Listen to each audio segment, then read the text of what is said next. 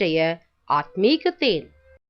இன்று தினத்தின் தியானத்திற்காக எசேக்கியா 33:2 உங்களுக்காக நான் வாசிக்கட்டும். கர்த்தாவே, எங்களுக்கு இரங்கும், உமக்கு காத்திருக்கின்றோம்.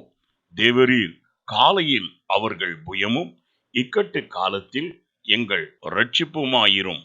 ஆம் பிரியமானவர்களே, நம்முடைய தேவனாகிய கர்த்தர் நம்மை எல்லா இக்கட்டிலிருந்தும் நீங்களாக்கி விடுவித்து காக்கிற தேவனாய் இருக்கின்றார்.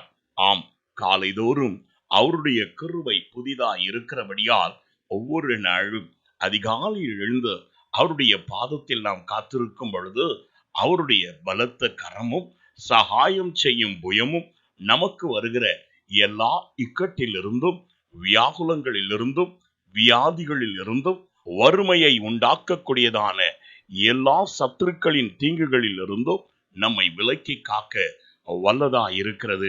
ஆம், காலை தேடுகிறவன் என்னை கண்டடைவான் என்று சொல்லுகிறதான தேவனுடைய பாதத்தில் அதிகாலையில் முதல் வேளையாய் அமர்ந்து அவரை துதித்து அவருடைய புயம் இந்நாள் முழுவதும் நடத்தும்படி காத்திருப்போம்.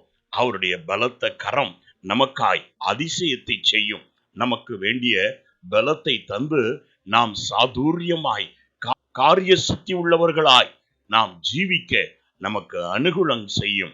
எனவே சோர்ந்து போக வேண்டாம். கர்த்தரை உறுதியாய் பற்றி கொள்வோம்.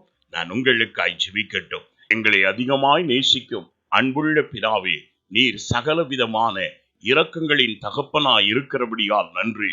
இதோ உமக்கு காத்திருக்கிறவர்களுக்கு உம்முடைய கிருபையை பொழிகிறது மாத்திரமல்ல ஆண்டவரே, அவர்களுடைய வாழ்க்கையில் நீர் சகாயம் செய்யும்படியாக உம்முடைய பலத்த கரத்தின் கிரியைகளை நடப்பித்து அவர்களுக்கு வருகிற எல்லா இக்கட்டிலிருந்தும் நீர் நீங்களாக்கி ரட்சிக்கின்ற தேவனா இருக்கிறபடியால் நன்றி. அப்படியே செய்வீராக. இயேசுவின் நாமத்தில் பிதாவே, ஆமென். God bless.